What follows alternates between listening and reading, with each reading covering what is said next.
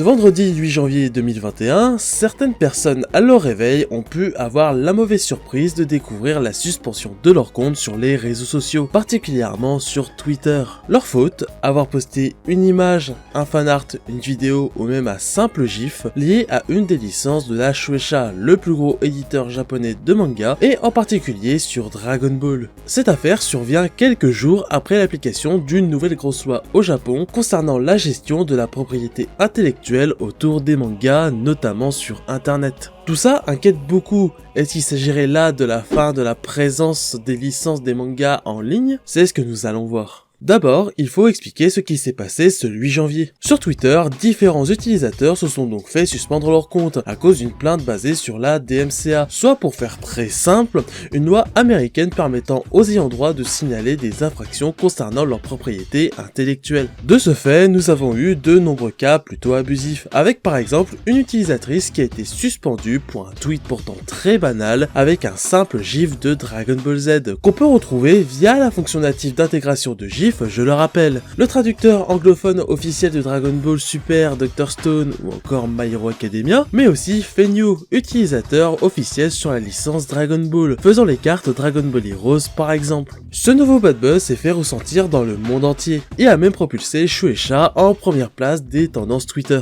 Évidemment, tout ceci n'est pas l'œuvre d'êtres humains, mais bien de bots, qui doivent provenir d'une entreprise externe à la Shueisha, comme c'est souvent le cas avec les claims YouTube. En parlant de ça, la Shueisha n'en est pas à son coup d'essai, car en 2020, là aussi en début d'année, l'entreprise a orchestré temporairement une vague de claims et strikes sur YouTube, dont là aussi avec pas mal d'abus. Mais à la base, pouvions-nous faire vraiment toutes nos actions qui sont aujourd'hui de l'ordre de la normalité et du quotidien avec des licences copyrightées? Les lois autour du copyright diffèrent beaucoup selon les pays. Elles sont connues pour être floues, assez complexes et souvent peu adaptées aujourd'hui à une juste application en ligne. En France, dans la théorie, l'utilisation d'un contenu concerné par des droits d'auteur dans un cadre public, sans l'autorisation spécifique des ayants droit, est illégale, sauf dans certains cas concernés par le fair use, comme la parodie ou l'éducation. Plus simplement, il est à la base illégal d'avoir une image de profil Dragon Ball par exemple. Dans les faits, quasiment la totalité des ayants droit à travers le monde applique une tolérance, avec des limites plus ou moins floues selon qui ça concerne. Cette tolérance est due au fait que cela n'a pas d'intérêt d'appliquer bêtement la loi, si ce n'est perdre beaucoup de temps et d'argent avec des procès, perdre des fans, ne pas en acquérir via l'interdiction de la présence de ses œuvres en ligne, ainsi que d'avoir une mauvaise image. Mais alors, pourquoi tout cela arrive si soudainement? Il y a des chances que ces suspensions surviennent à cause de l'application depuis le 1er janvier d'une nouvelle loi au Japon concernant la gestion des propriétés intellectuelles en ligne, notamment sur le téléchargement illégal de mangas. Plus précisément, deux cas en particulier ont dû inciter la Shueisha à frapper potentiellement plus vite et plus fort que prévu. Les leaks concernant le chapitre 1000 de One Piece, sorti plus d'une semaine sur internet avant la publication officielle dans le Weekly Shonen Jump, ainsi que ceux sur le dernier chapitre en date du manga Dragon Ball Super, introduisant le nouvel arc. Vous l'aurez sûrement compris, le but premier de la Shueisha dans cette vague de blocage était a priori d'empêcher les utilisateurs de poster d'autres leaks de leur licence. Mais tout a l'air d'être parti en cacahuète. Et même si toute cette histoire concerne principalement ce qui tourne autour de Dragon Ball, les utilisateurs postant du contenu sur d'autres licences de la Shueisha n'ont pas l'air d'être à l'abri. Pour revenir sur cette nouvelle loi dont je parlais juste avant, elle est assez importante pour l'industrie, mais qu'est-ce qu'elle nous dit réellement? Bon, on parle de droit japonais, donc c'est assez complexe, mais pour faire simple, c'est une loi qui aurait été assez soutenue au Japon, vu qu'elle poserait définitivement un cadre légal sur ce qui est autorisé et interdit de faire avec les propriétés intellectuelles de manga. A contrario des actions de la Shueisha, il est justement dit qu'elle ne pose aucun souci le fait de télécharger ou poster quelques images d'un manga, d'avoir une photo de profil dessus, de poster des gifs, de respecter le droit du fair use, etc.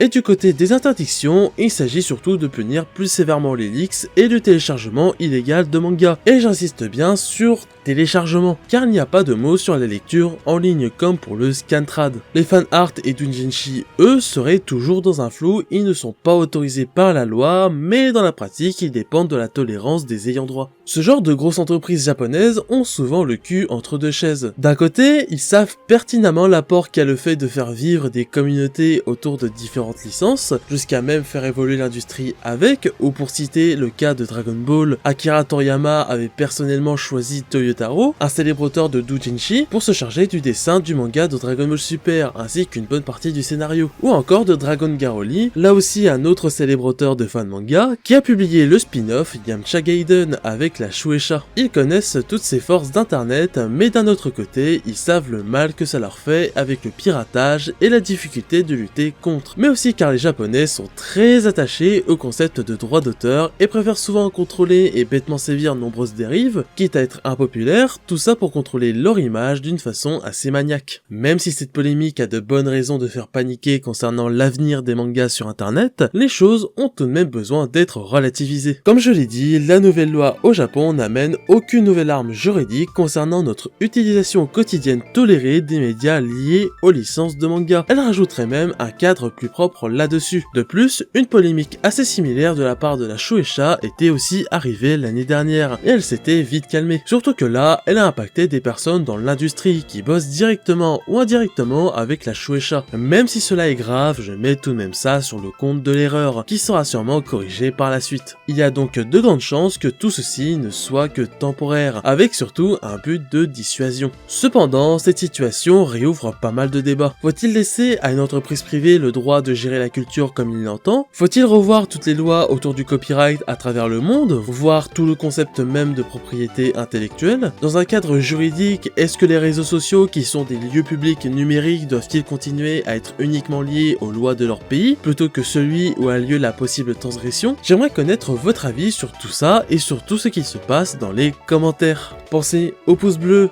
à l'abonnement et la cloche qui soutiennent moralement et le référencement. C'était Dorian, tchuss!